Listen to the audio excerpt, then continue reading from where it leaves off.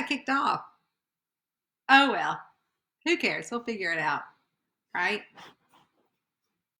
Okay, we'll figure it out somehow. So we'll put that here. That way you can kind of see Rowena. But then am I too dark? It kind of looks dark. You can look at Rowena's butt. Ooh, I see Michelle commented. Yay! Okay, so it is live. Ooh, we're live, and I see Deb. Hi. Okay, good. Okay, I was on here just like a few seconds ago, and I don't know if it did anything. I can see comments now. Yay, I'm back. Oh, so you did see. Jean said, you're like, hey, Crystal, how's everybody today? Oh, good. I was just talking to myself. Anyways, today's been a good day. Rowena and I got up this morning early, went and got Dunkin' Donuts.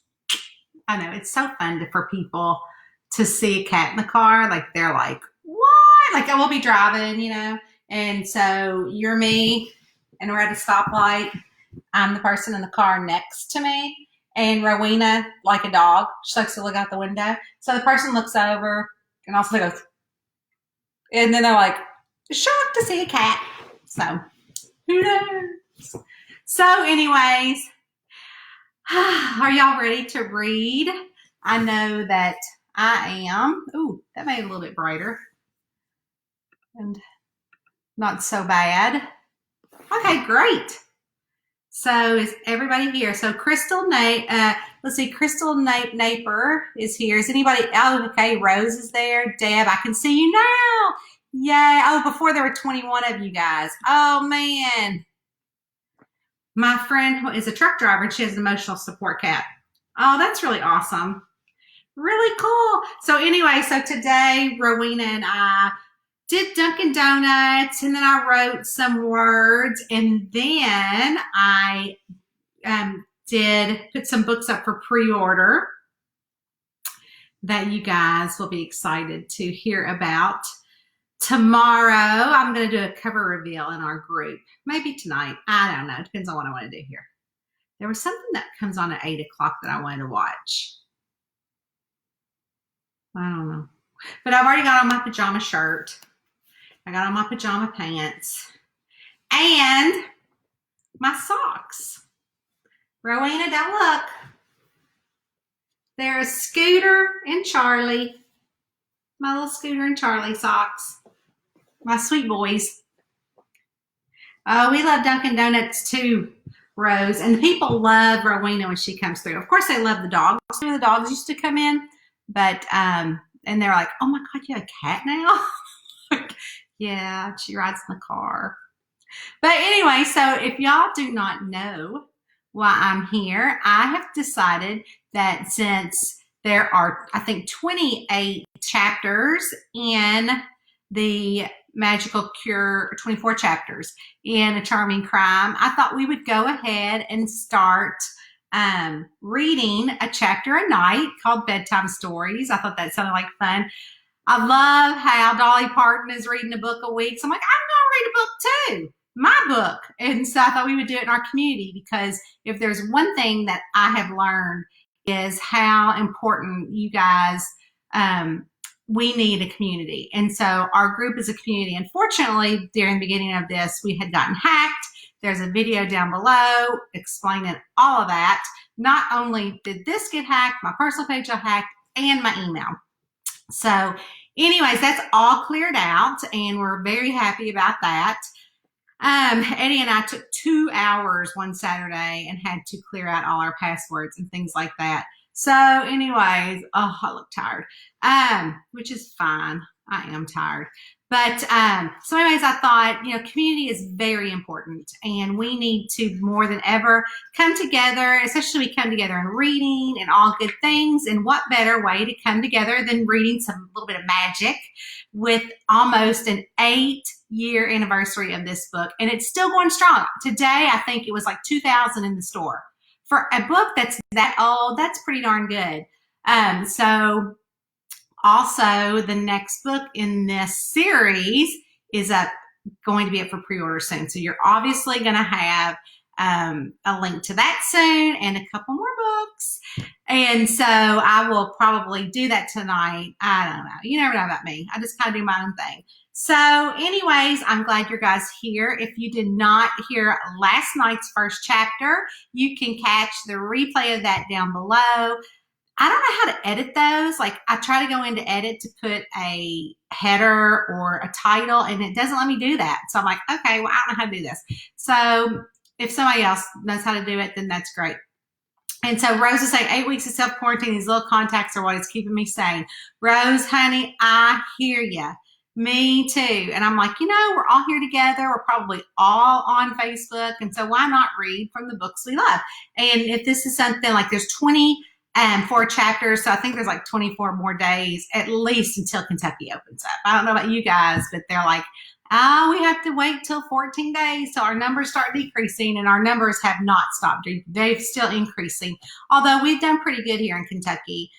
And I did go out today because Brady, well, first I went to Dunkin' Donuts, and then Brady is the manager at Walgreens, and he messaged me and said, we have hand sanitizer, so I put one back for you. And boy, did he put one back for me. Let me show you the hand sanitizer they got.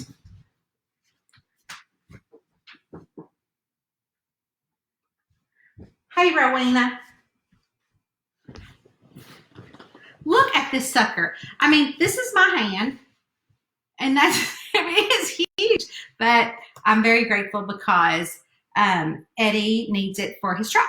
So we are about that much for him to be out. So anyway, so Brady, and then of course I gave him a little money to go grab some lunch later. And then he calls me, he says, thanks for the money, Mom. You didn't have to do that. And I'm like, of course, of course. So this will go in Eddie's work truck because he still works every day. So still having meetings, but they all have masks. So anyway, so we will get to it. We are going to read A Charming Crime, Chapter 2. Y'all ready? You created quite a stir today, said Oscar from the other side of the front porch screen with a brown sack of our favorite Chinese food restaurant in his hands. He looked so different without his uniform on. It was hard getting used to seeing Oscar turn from a scrawny, lanky boy into a muscular hunk he'd become. Sometimes it was kind of awkward thinking about how it would feel to run my hands through his close-cut dark hair and squeeze a little bit of those muscles. And then I remembered how weird it would be since he was really like a brother more than a friend. Still, he was easy on the eyes and single. I opened the door and took the bag. I could already taste those egg rolls. That's how you greet me? Don't you even care how I'm doing or how I feel about my chemistry lab going up in flames? I stuck my nose in the bag and smelled the yummy goodiness. I'm sure you'll be just fine, June. He snatched the bag from under my nose and took it to the kitchen. Tell me, were you careless or tired? The wooden floors moaned when Mr. Prince Charming jumped off the old radiator that just sat inside the door. He was a sucker for good chicken fried rice. He danced around the hall with his long tail wagging in the air. Neither, inwardly I shuddered at the thought of my carelessness. Though I knew he was right, I hadn't been sleeping well. I'm just a tad bit tired. Are you having nightmares again, or should I say the dark circles under your eyes tell me you're having nightmares again? He dropped down on the built-in bench, and the cushion made a swoosh sound when all the air flew from its seams. Mr. Prince Charming took it as his cue to jump up and see what was going to have for dinner, never mind the full bowl of cat food on the floor. It's that apparent. I leaned in and looked into my reflection in the microwave. I tapped underneath my eyes to see if I could help the blood flow. Is it the same? Yep, the usual. I got a couple of sodas out of the refrigerator, careful for him not to see my face. If I knew Oscar, he was going to study my every move just like Darla did. As far back as I could remember, I was having the same nightmare of me standing at the edge of a foggy lake, looking down into the green mucky water and seeing hands wrapped around someone's neck.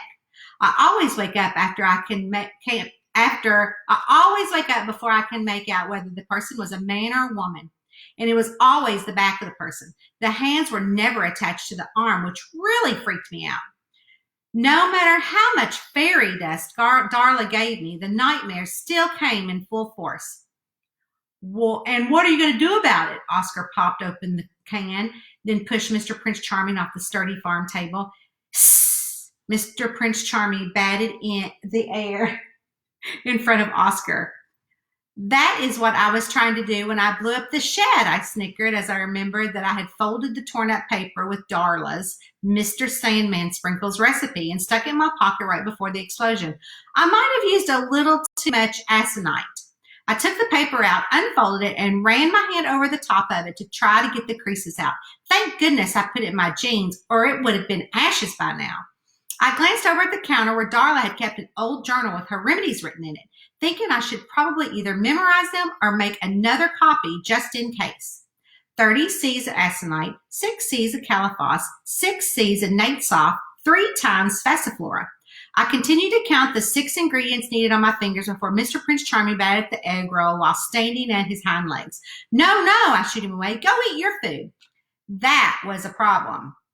Since it had always been the two of us, it was hard to cook for one person. I'd always included Mr. Prince Charming. How old is he anyways? Oscar scowled.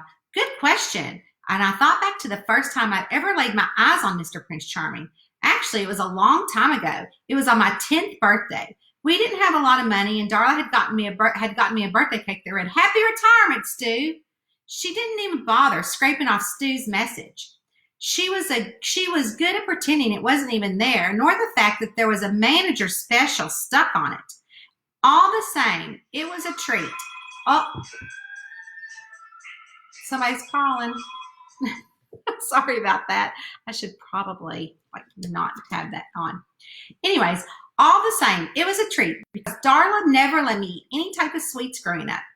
Anyways, Mr. Prince Charming was unlike any other stray cat in our neighborhood, in which there was a lot of stray cats. He had on a faded collar with a tiny turtle charm dangling off it. The turtle had one green emerald stone for an eye, and the other one was missing. I didn't care. It was beautiful. Oscar and I asked around if the cat belonged to anyone. No one claimed him, and he just continued to hang around. Darla didn't mind, so he stayed. I got him a new collar and kept the charm for myself. Oscar had given me his mom's old charm bracelet, and I hung it from there. I'd never taken it off my wrist. Well, he's definitely defying the 9 lives belief. Oscar couldn't resist Mr. Prince Charming rubbing his tail along his calf. He bent down and ran his hand along the cat's back. Yes, he has, I smiled, remembering all the time Mr. Prince Charming had beat the odds over the past 15 years and didn't seem to have aged a bit. I see Izzy popped by. Oscar put Isadora's card back on the table, then continued to work on his chopstick skills, but wasn't having any luck. Where's a fork? How do you know her? I asked and pointed to the card after I gave him a fork. That's what I was going to tell you about, he said as he stuffed his mouth with a big forkful of rice. She showed up after the fire debacle. I picked up the card. I still hadn't decided if I was going to go see her or not. I knew I had to make a business decision whether to grow a dose of Darla or keep it small. She wanted to talk to me about putting my remedies in her shop. How do you know her? I didn't even know where she was located. The business card said Whispering Falls, but I'd never even heard of the place. I had even tried to Google it earlier in the day, but nothing had come up. It was the strangest thing. I was driving and came up on this small town. Oscar's strong jawline clenched. He grew serious. Whispering Falls is nothing like I'd ever seen. It's its own village of houses, shops, visitors, and is nestled in the woods. Where? I asked. He shrugged, but he still didn't answer my question. I tried looking it up and couldn't find it. If it really was as happening as he thought, maybe it was something I should check out. Going into one store wasn't much work. How many homeopathic remedies could one little village sell? It's only 20 or 30 minutes away, depending on how fast you drive, he smiled, showing off those pearly whites his Uncle Jordan had spent so much money on. And you drive fast. He was lucky.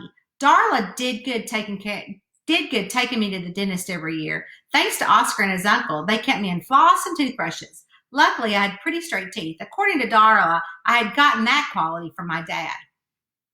I don't let grass grow under my feet, that's for sure.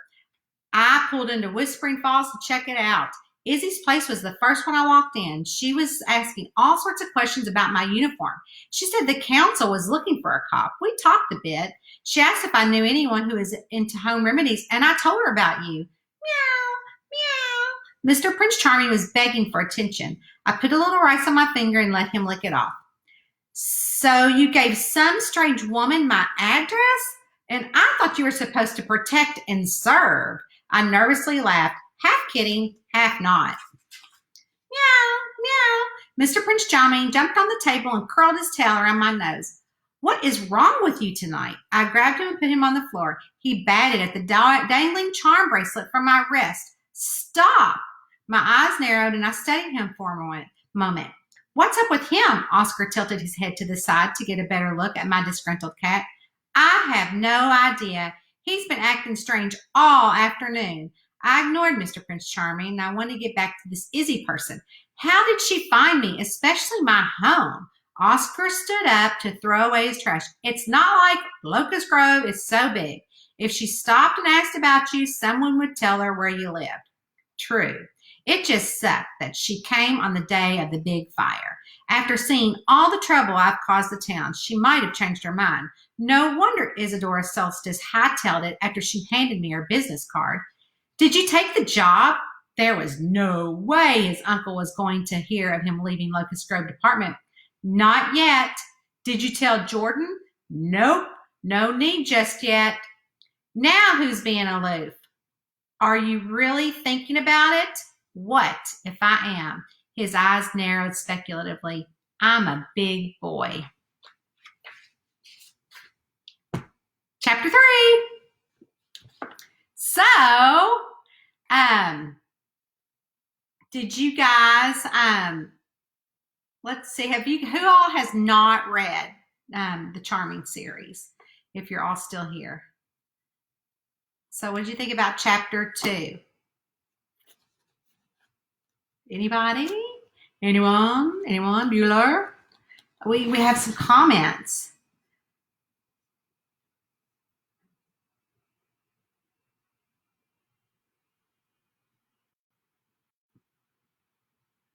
Hey, Ashley, awesome. Gonna try to find some for work.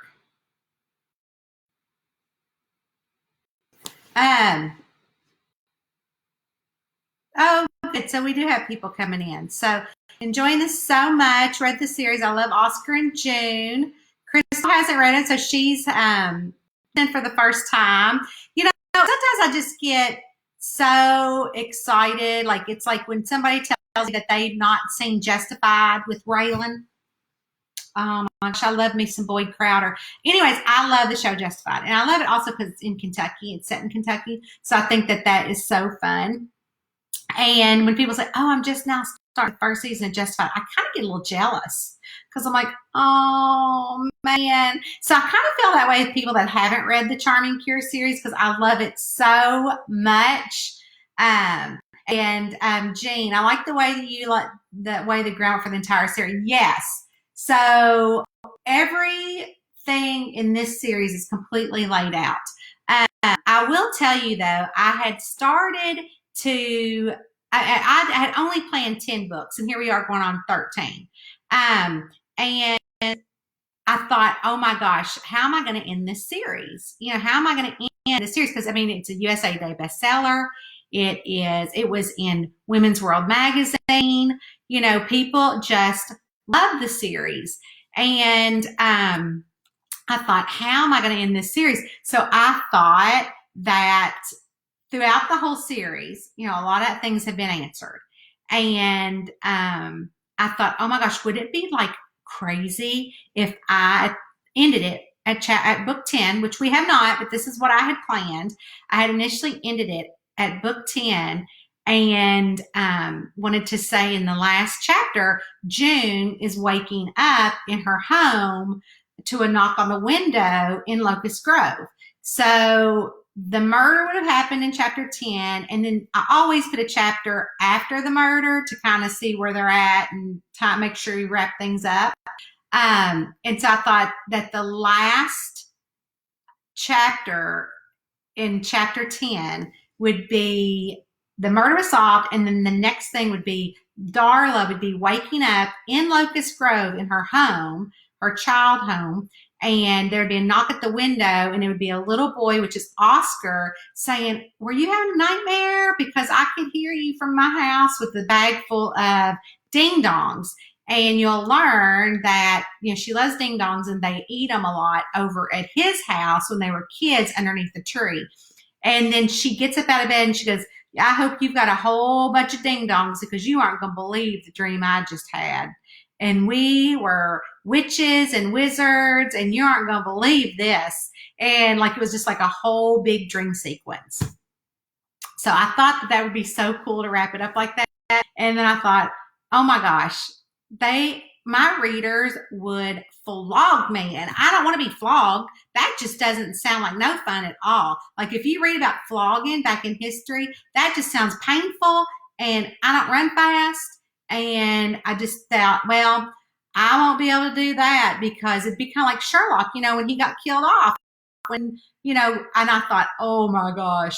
So I honestly thought that I would end the book in 10 books, the last chapter, June would wake up and it was entirely all a dream, and she was still the 10-year-old little girl.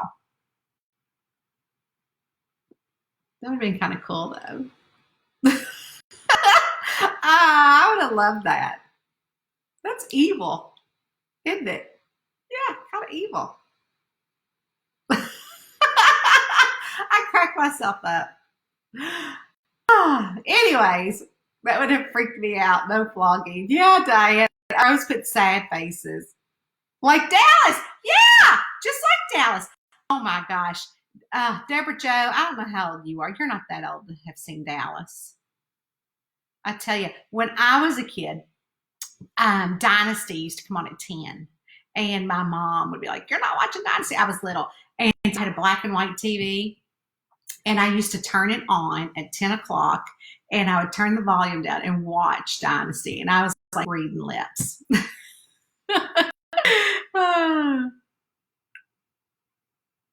Oh, Rose, I know. But, it's just kind of fun. But I couldn't have done it. What happened was I got to book 10, and I still had more. June still had more to say, and she still does. And now spoiler alert, she's pregnant. If y'all read the series. So the next book, she's pregnant, which is really kind of fun. It's kind of fun to write. So anyways, I hope you guys enjoyed. Spend more time in the pool. Yeah, in evening dresses. Yeah, everybody got knocked in. Oh, there's Rowena. I never watched Falcon Crest too much. I remember that dark-haired guy on Falcon Crest, though. I never watched it too much. But I did watch Dallas and Dynasty. Oh, those are the days, right? Crazy. So anyways, I don't want to take up too much of y'all's time. I just wanted to read chapter 2, and I hope that y'all come back tomorrow for chapter 3. And then maybe if they're short chapters, we can read 2. So I know some of them are short. That was kind of short, but y'all don't want to have to listen to me. Tomorrow, it looks kind of long. So we'll just read one chapter. Of course, now I'm saying they were short, but these are like big words. they're big, take a big space. So, anyways, you guys, I will see y'all tomorrow night. Thank you for joining me and Rowena.